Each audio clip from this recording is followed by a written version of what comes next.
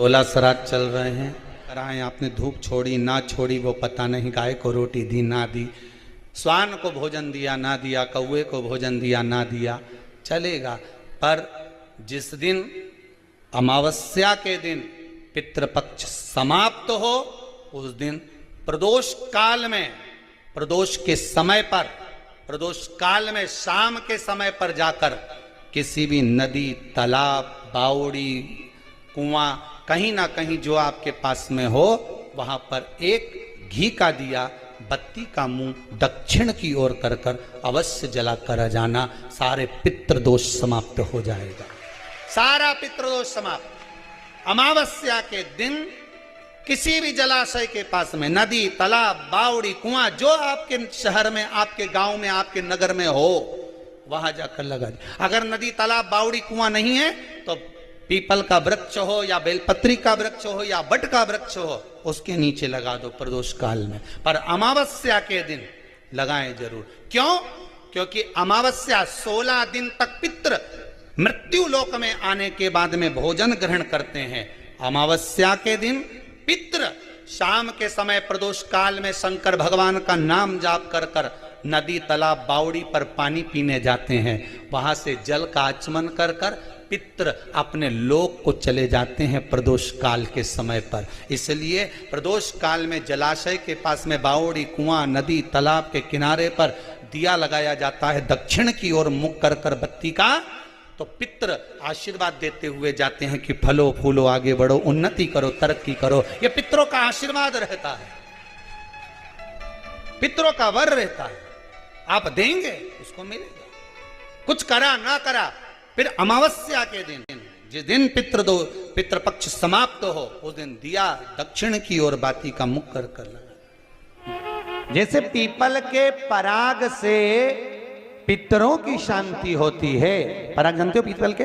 People के पेड़ के नीचे कभी बैठ के देखना, आप लोग अगर बैठे हो तो थोड़ा थोड़ा पानी झड़ता रहता है अपने आप, हल्का हल्का सा पानी झड़ता है। कभी महसूस करा है आप लोगों ने?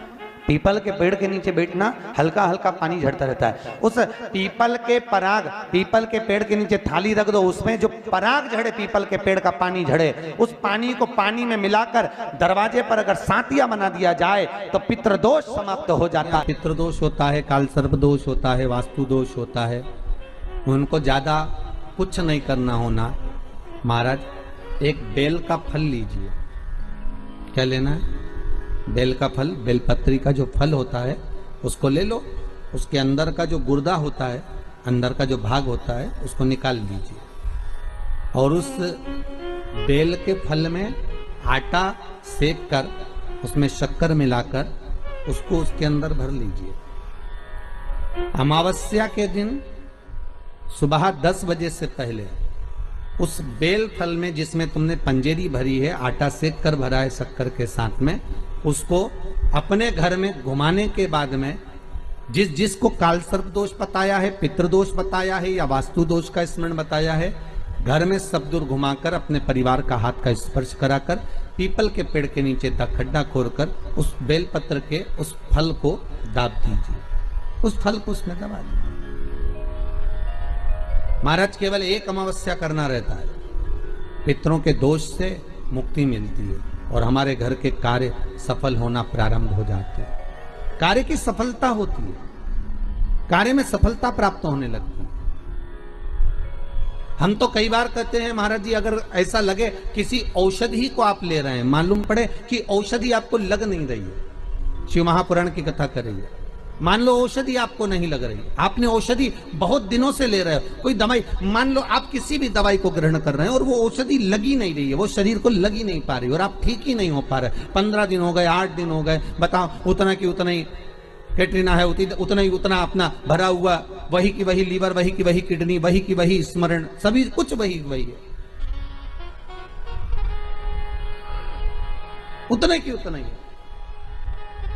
बीपी भी ऊंचा नीचा चल रहा है पर लेवल में नहीं आ रहा, शुगर भी लेवल में नहीं आ रही, तो प्रयास करा करो महाराज। बेलपत्री के फल का जो गुर्दा है, अंदर का जो भाग है फल का, उसको पानी में गला लीजिए और प्रदोष कम से कम प्रदोष नहीं हो और बीमारी जरा दवाई लगी नहीं रही हो तो बिना प्रदोष के भी कर सकते हो। उसको पानी में गलाइए आधा घंटा पानी में, जैसे आपको सुबह मंदिर जाना है 10 बजे, तो सुबह स्नान कर कर कम से कम 6:30-7 बजे उसको पानी में गला दीजिए और उस बेले के फल का गुर्दा से गला हुआ पानी शिव जी को ले जाकर समर्पित कर दीजिए। महाराज, उस पानी में से थोड़ा सा 1 चम्मच पानी शिव जी पे चढ़ा हुआ लेकर आ जाइए। उस पानी को जो बीमार व्यक्ति है उसको औषधि देने से पहले मात्र आधी चम्मच से भी आधा चम्मच उसको दे दीजिए। भगवान शंकर का श्री शिवाय नमस्तुभ्यम का जाप कर कर उस पानी को देने के बाद अगर आप औषधि देंगे तो ये पक्का है कि औषधि अपना कार्य करना प्रारंभ कर देगी और वो स्वस्थ होना प्रारंभ हो जाएगी। वो स्वस्थ हो औषधि। गंभीर बीमारियों को दूर करने के लिए अमावस्या के दिन यह उपाय करें। अगर यह वीडियो पसंद आया होगा तो वीडियो को लाइक करिएगा, शेयर करिएगा। मेरे चैनल में नए होंगे तो चैनल को सब्सक्राइब करिएगा। हर हर महादेव।